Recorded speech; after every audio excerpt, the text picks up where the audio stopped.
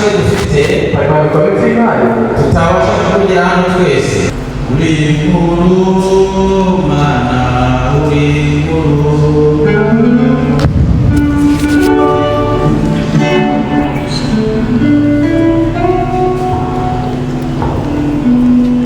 Haleluya.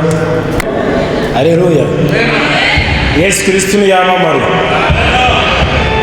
Ku munsi wo kwa kane nari mfite icyifuzo nzabagezaho mwese mukamfasha, ariko byari ibyo turi gusaba Imana, none uyu munsi tugiye kubishimira Imana.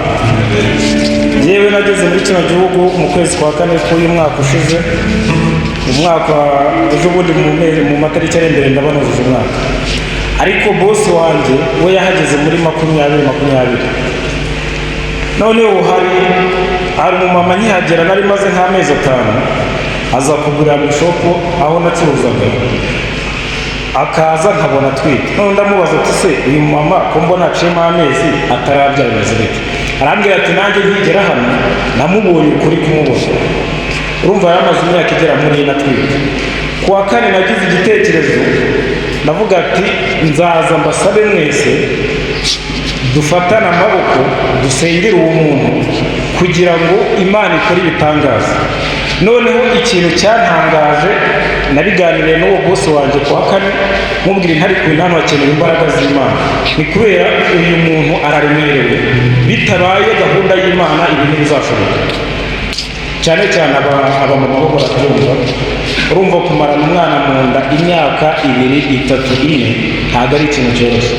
Hahandi njye nabibonye ukwizera nabigiranye.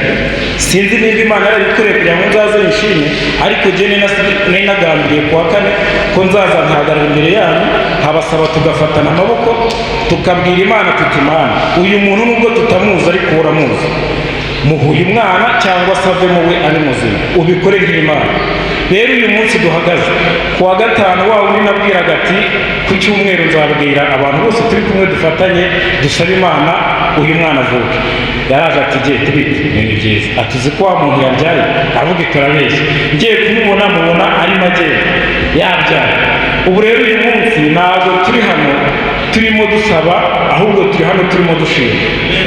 Kubw'ibyo rero abantu bari kunyumva bitewe n'uko nanjye wenda sinamaze iyo myaka mu nda ya mama, ariko nanjye birasa n'ibyo. Namazemo igihe gito nanavutse, mama ngo yari ari mu bitaro, we ntabwo nigeze nanonka, ngo narezwe na mukuru wanjye, niko yajya ambwira, na mama niko yambwiye. Urumva nabisanishije n'ibyanjye, numva noneho n'agahinda uwo mubyeyi afite, ntekereza nyine nishyize muri situwasiyo ye. Ubwo rero nagira ngo abaririmbyi baze kudufasha baturere akaririmbo k'ishimwe keza koko, ka kandi turirimbe twese, Imana ikumva ko tuyishimiye kubw'ibitangaza yakoreye uwo mumama. Ngira ngo nsabe n'ababyeyi bacu bashumba baze kwihangana, uwo mwana tuze gufatanya isengesho rimwe tumusengere, uwo mwana azabe uw'umugisha ku mubyeyi we. Sawa, murakoze.